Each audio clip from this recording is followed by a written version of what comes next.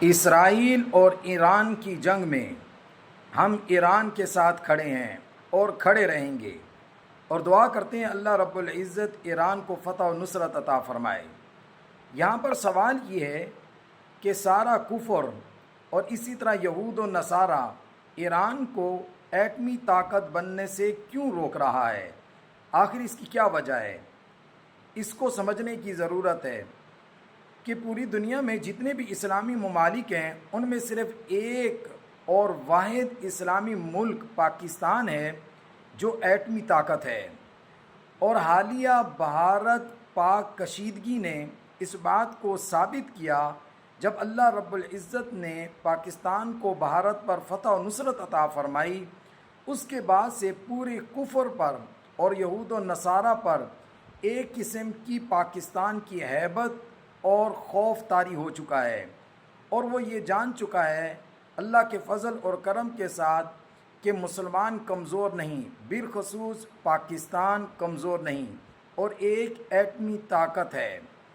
اب یہود و نصارہ یہ نہیں چاہتا کہ پاکستان کے علاوہ کوئی دوسرا ملک بھی اسلامی ایٹمی طاقت بنے۔ اسی وجہ سے یہود و نصارہ اور یورپ کنٹری یہ چاہتے ہیں کہ ایران کو ایٹمی طاقت بننے سے روکا جائے، اور اسی طرح اسرائیل اور امریکہ حملہ آور ہوئے ایران کے اوپر تاکہ اسے اس خوف میں مبتلا کیا جائے اور جنگ میں مبتلا کیا جائے، اور اسے ایٹمی اور جوہری جو کام ہے وہ کرنے سے روکا جائے۔ کیونکہ ڈاکٹر اسرار صاحب رحمۃ اللہ علیہ نے آج سے کافی عرصہ پہلے یہ بتایا تھا کہ یورپ، یہود و نصارہ یہ پہلے ایران کے اوپر حملہ آور ہوں گے اور اس کے بعد وہ پاکستان کی طرف حملہ آور ہوں گے، کیونکہ پاکستان سے پورا یہود و نصارہ اس وقت خوف میں مبتلا ہے۔ لیکن اللہ کے فضل اور کرم کے ساتھ انشاءاللہ مسلمانوں کی فتح ہمیشہ ہوگی۔ پاکستان ہمیشہ زندہ باد، پاک فوج ہمیشہ زندہ باد،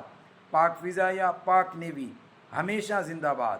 اور ہم دعا گو ہیں اللہ رب العزت تمام اسلامی ممالک کی حفاظت فرمائے، یہود و نصارہ کو ہمیشہ کے لیے ناکام اور نامراد فرمائے، اور ہمارے فلسطین بھائیوں کی بھی مدد فرمائے۔